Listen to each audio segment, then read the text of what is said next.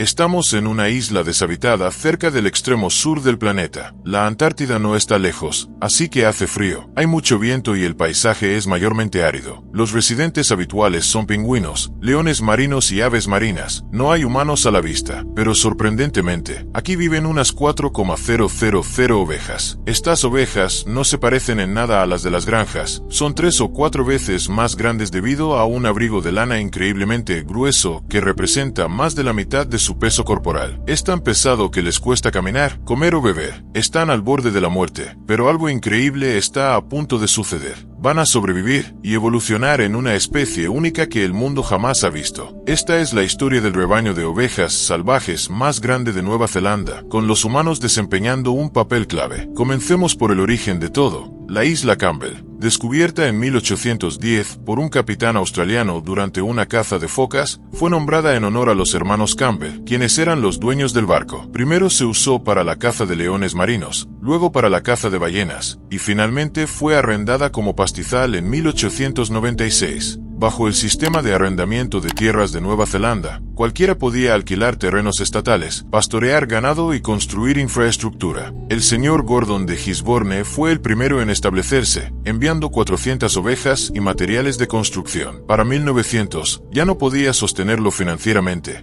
y el capitán Tucker tomó el control. Él decidió dedicarse seriamente a la cría de ovejas y trajo al menos 3 envíos de unas 1000 ovejas cada uno a la isla. Aunque los registros de estas entregas son fragmentarios, parece que la mayoría de las ovejas eran merino o cruces de merino. Al final, había unas 4,000 ovejas en la isla y resultó ser un lugar bastante bueno para ellas, con muchos tipos de alimento. Por ejemplo, las muy sabrosas megahierbas. Este es un término colectivo para referirse a plantas herbáceas que se encuentran en las islas subantárticas de Nueva Zelanda. Estas plantas tienen hojas grandes para aprovechar al máximo las pocas horas de sol. En general, las condiciones para las ovejas eran excelentes. En los años siguientes, el rebaño creció y alcanzó su punto máximo con entre 7,000 y 8,000 cabezas alrededor de 1913. Esta foto fue tomada en 1907, justo en el periodo en el que la población estaba aumentando activamente, pero las plantas de las que las ovejas se alimentaban comenzaron a agotarse, y el número de animales también comenzó a disminuir junto con los fondos que la gente estaba dispuesta a invertir. Como resultado, en 1931, el rebaño fue abandonado. Para entonces, el número había bajado a 4,000, pero eso seguía siendo demasiado. Por cierto, los trabajadores también fueron en cierto modo abandonados. Durante 2 años, las personas que trabajaban con las ovejas no tuvieron barco para regresar a la civilización. Finalmente, el gobierno envió un barco para llevarlos junto con la lana que habían esquilado en 2 temporadas. Pero el valor de la lana cayó por debajo del costo del alquiler del barco, y los hombres no recibieron ni un centavo por su trabajo. En cuanto a la propiedad de las ovejas, seguía perteneciendo a los dueños, pero nunca regresaron. Y así, miles de ovejas quedaron a su suerte. Estas ovejas eran completamente inadecuadas para sobrevivir en estado salvaje. Habían sido criadas específicamente para producir lana. Esto significa que necesitan ser esquiladas periódicamente, al menos una vez al año. Sin esquila, se cubren tanto de lana que se convierte en una amenaza seria para su salud. Las ovejas fueron domesticadas hace unos 10,000 años, pero originalmente provenían de muflones salvajes. Los muflones producen lana en invierno para mantenerse calientes y la pierden en verano, como muchos otros animales, pero los humanos modificaron eso para que las ovejas domésticas ya no muden su lana, y por eso se cree que sus probabilidades de sobrevivir en estado salvaje son muy bajas. Por ejemplo, podemos tomar el caso de un carnero llamado Barak que fue encontrado en Australia en 2021. Cuando las personas lo encontraron, resultó que el animal estaba al borde de la muerte debido a la enorme cantidad de lana. El pobre Barak no podía ver y estaba exhausto por años de esfuerzo para conseguir comida y agua. Su lana crecida era tan pesada que el carnero no podía caminar bien cuando finalmente lo esquilaron. Se cree que había estado en esa condición por entre 5 y 7 años, y que solo sobrevivió por un milagro. Pero dejando de lado la lana, las ovejas no son capaces de defenderse en comparación con otras especies de ganado. Es decir, decir, incluso si la oveja sobrevive al ataque de un depredador, podría morir por las heridas o simplemente por el pánico. Son animales extremadamente frágiles. Por cierto, ¿qué pasa con los depredadores en la isla Campbell y otras condiciones? Primero que todo, su superficie es de 27,600 acres, así que hay mucho espacio aquí. Hay acantilados en los bordes y colinas en el interior. La isla es constantemente azotada por el viento desde todos los lados, tanto que la recuperación de la vegetación ocurre lentamente. Ese es un punto en contra, pero debido al fuerte viento, no hay moscas en la isla en absoluto, lo que significa que los insectos no molestan a las ovejas. Y como ya mencioné, allí viven pingüinos, lobos marinos y aves. De todos ellos, solo el esquehuaboa podría ser peligroso. Esta ave es conocida por atacar a las ovejas, pero la gente nunca ha visto ningún ataque. Esto podría significar dos cosas. O bien las aves marinas no han atacado a las ovejas, o durante los momentos de observación, las ovejas débiles y enfermas que podrían haber sido víctimas ya habían sido devoradas. En general, las condiciones son, bueno, relativamente decentes. Ocurrió una evolución muy rápida. Los animales que no podían arreglárselas sin humanos murieron rápidamente sin reproducirse. Los únicos que sobrevivieron fueron los que tenían características más adecuadas. Lo lograron y transmitieron sus genes a descendientes que estaban aún mejor adaptados a la vida en la isla. Con el tiempo, gracias al poder de la selección natural, solo quedaron las ovejas más resistentes y la población empezó a crecer nuevamente. Además, mientras su número disminuía, la vegetación tuvo la oportunidad de recuperarse, así que hubo más comida. Por supuesto, las ovejas tuvieron suerte de que no hubiera verdaderos depredadores en la isla. De lo contrario, no habrían tenido tiempo de evolucionar en absoluto. Pero todo salió bien, y las ovejas vagaron libres durante 40 años, adaptándose a su entorno hostil. Lograron vivir sin ayuda humana, aunque al principio dependían totalmente de ella. Y cuando la gente regresó a la isla en 1975 para reunir a las ovejas que habían dejado atrás, se llevaron una sorpresa. Los animales parecían ovejas normales, pero en realidad ya eran algo completamente diferente. Como otras poblaciones ferales, estas ovejas habían evolucionado hasta convertirse en una raza genética separada. Sus patas eran más largas y mantenían la cabeza más alta que sus parientes del continente. La lana en sus lomos solía estar bastante desgastada por el clima. Además, sus mandíbulas se habían deformado por desgarrar constantemente la vegetación dura. Así que cuando la gente intentó alimentar a las ovejas con pasto común simplemente dejándolo en el suelo, ellas no sabían qué hacer. Seguían tratando de arrancar el pasto del comedero y terminaba volando por todas partes. Al final, tuvieron que atar el pasto en manojos para que las ovejas, acostumbradas a una forma específica de alimentarse, pudieran comer. Tenían rasgos únicos, parían de pie, sus corderos caminaban a minutos de nacer, resistían la podredumbre del casco, mudaban como sus ancestros salvajes y su pelaje se volvió menos lanudo. También cambiaron su comportamiento, pastaban desde las 4 de la madrugada hasta las 11 de la noche, incluso con viento fuerte, al que simplemente daban la espalda. En 1937, la isla fue protegida como reserva natural. En 1954, se ordenó la retirada de las ovejas, y en 1958 se contaron unas 1000. Sin embargo, la población siguió creciendo. En 1970 se construyó una cerca y se abatieron 1.300 ovejas al norte. Luego se hallaron 2.500 al sur. La matanza final eliminó unas 3.000 ovejas, y hacia fines de los 80 se erradicaron por completo para proteger la naturaleza. En 1975 a 76, 10 ovejas fueron rescatadas para criarse en cautiverio en Nueva Zelanda. Fueron difíciles de capturar por su comportamiento salvaje. Los científicos reunieron 58, seleccionaron las más sanas, y las transportaron a pie hasta un barco. Sus descendientes sobrevivieron como raza pura, pero en 2017, 5 de estas ovejas fueron robadas y sacrificadas, reduciendo la población a solo 30. Algunas estaban embarazadas. El crimen fue por carne, aunque no es segura ni sabrosa. Hoy, las ovejas restantes aún sobreviven, preservando su genética única. Si se hubieran quedado en la isla, podrían haber evolucionado en una nueva especie, como ocurrió con los canguros de la isla Canguro en Australia. Separados del continente, estos canguros desarrollaron características únicas, más pequeños, robustos, con pelaje oscuro y grueso. En un entorno sin depredadores, su evolución fue distinta. Así, las ovejas de la isla Campbell también habrían cambiado con el tiempo, pero esa ya es otra historia.